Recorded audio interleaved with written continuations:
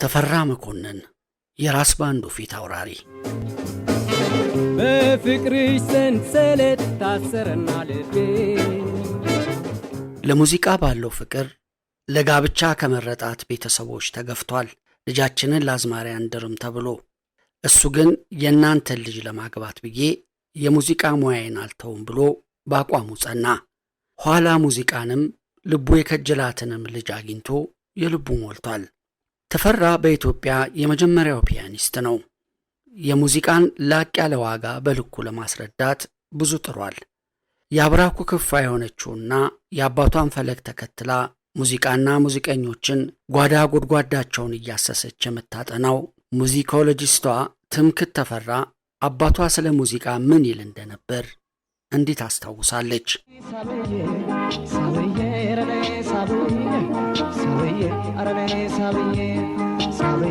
የሙዚቃ ሙያ ለማሳነስ የሚሞክሩትን ጆሮ አትስጧቸው። ሙዚቃ ለሰው ልጅ ሕይወት ያላትን ዋጋ አያውቁትምና። በሌላው ዓለም ሙዚቀኞች ያላቸውን ክብርና ዝና ብትመለከቱ ትደነቃላችሁ። እኔ ዛሬም ወደፊትም በዚህ ሙያ ይኮራበታለሁ። አዝማሪ የሚለውን መጠሪያም አልጠላውም። እንደውም ግንባሬ ላይ ተነቅሼው ያየኝ ሁሉ አዝማሪ መሆኔን ቢያውቅልኝ ደስ ይለኛል። ሙዚቃ ልክ እንደ ወርቅ ውድ ናት። ለአእምሮ ሰላምን ለአካልም ጤናን ታጎናጽፋለች። የሙዚቃ ሙያ ለማሳነስ የሚሞክሩትን ጆሮ አትስጧቸው። ሙዚቃ ለሰው ልጆች ሕይወት ያላትን ዋጋ አያውቁትምና። በሌላው ዓለም ሙዚቀኞች ያላቸውን ክብርና ዝና ብትመለከቱ ትደነቃላችሁ። እኔ ዛሬም ወደፊትም በዚህ ሙያ ይኮራበታለሁ።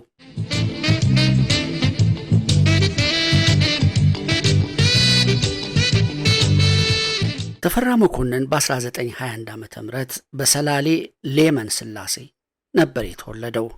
አባቱ መኮንን ተክሌ፣ እናቱ አጸደ ወልደየስ ይባላሉ። በልጅነቱ በቤተ ክርስቲያን ትምህርት እስከ ድቁና ድረስ ተምሯል። በቤተ ክርስቲያን የነበረው ወረብና ሽብሸባ ተፈራን ከዜማ ውበት ጋር ያስተዋወቀው የመጀመሪያው አጋጣሚ ነበር ማለት ይቻላል። በ16 ዓመት ዕድሜው ተወልዶ ያደገበትን ሊመን ስላሴን ጥሎ ወደ አዲስ አበባ ተጓዘ። አዲስ አበባ እንደገባም ከአጎቱ ማሞ ወልደየስ ጋር ተገናኘ። በጊዜው በምድር ጦር ውስጥ የአስተዳደር ቦታ ላይ የነበረው አጎቱ ተፈራን ወታደር እንዲሆን ለስልጠና ወደ ጅማ ላከው። ጅማ ለተፈራ ተስማሚ አልሆነችም። ጤና ያላገኘው ተፈራ እንደገና ወደ አዲስ አበባ ተመለሰና በአጎቱ አበረታችነት ክቡር ዘበኛን ተቀላቀለ። በክቡር ዘበኛም ተፈራ ከሚወዳት ሙዚቃ ጋር ለመገናኘት በቃ። ተፈራ በክቡር ዘበኛ የሙዚቃ ቡድን ውስጥ በሚሰራበት ጊዜ ለቀለም ትምህርቱም አልሰነፈም። በወቅቱ በአፍሪካ አሜሪካውያን ተቋቁሞ ወደ ነበረው የአሜሪካን ኢንስቲትዩት እየተመላለሰ ትምህርቱን ይከታተል ነበር። በዚህም ሰለቸኝ ሳይል ለ7 ዓመታት ያክል እንደተማረና ብዙ ዕውቀት እንዳተረፈ ከተቋሙ የተበረከተለት ወረቀት ይመሰክራል። ይህን የዓላማ ጽናት ለልጆቹ ለማጋባት በማሰብም ተፈራ በክቡር ዘበኛ ሙዚቃ ክፍል እየሰራሁ ነበር። የቀለም ትምህርቴን አሜሪካን ኢንስቲትዩት የሚባል የማታ ትምህርት ቤት እማር የነበረው።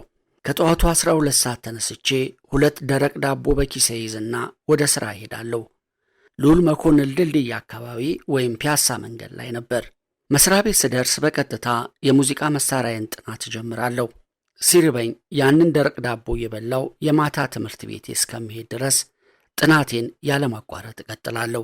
ሰዓቱ ሲደርስ ወደ ማታ ትምህርት ሄድና በስተመጨረሻም ቤቴ ስመለስ ድካሜ ስለሚበዛና እንቅልፍ ሊጥለኝ ይሞክራል።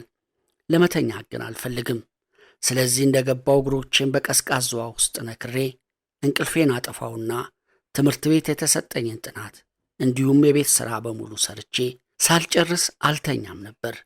ይህ ነበር ለ7 ዓመታት የዕለት ተዕለት ኑሮዬ። ይህ ያላሰለሰው ልፋቴና ድካሜም በመጨረሻ በትልቅ ድል ተቋጭቷል እያለ ታሪኩን ለልጆቹ ይነግራቸው ነበር።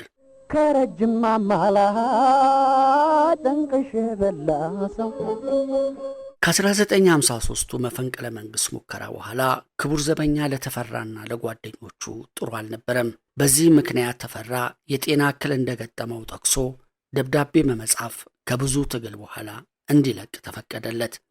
ተፈራን ጨምሮ በጊዜው ከክቡር ዘበኛ የለቀቁ ሙዚቀኞች በመሰባሰብ ራስ ባንድን ሲመሰርቱ ተፈራ የባንዱ ፊት አውራሪ ነበር። ራስ ባንድ በጊዜው ዝነኛ በነበረው ራስ ሆቴል ውስጥ በተፈራ ፒያኖ እየተመራ የተለያዩ ሙዚቃዎችን ሲያቀርብ ትልቅ ዝናን ማትረፍ ችሎ ነበር።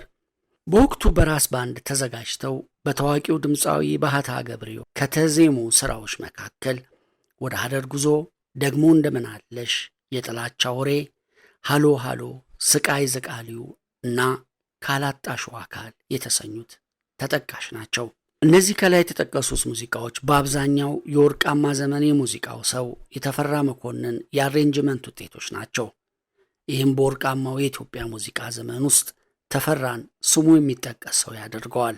ትምክህት ተፈራ ትሪቢዩት ቱ ዘ ሙዚክ ማስተር ተፈራ መኮንን በተሰኘው ጥናቷ ላይ እንደሰፈረው ተፈራ መኮንን በወርቃማው ዘመን የኢትዮጵያ ሙዚቃ ውስጥ ትልቅ አሻራ የነበረውና በራስ ባንድ ውስጥም የጎላ ድርሻ የነበረው እንደነበር ተዘግቧል።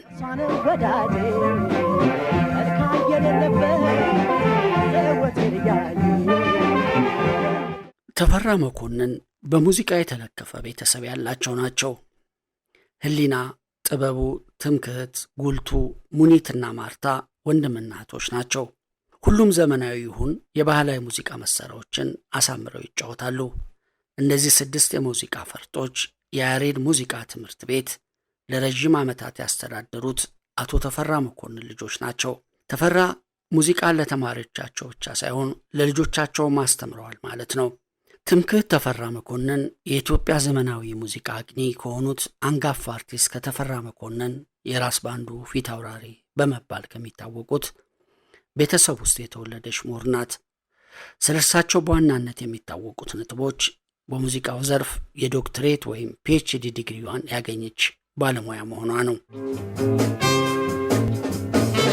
በፍቅርሽ ሰንሰለት ታሰረና ልቤ።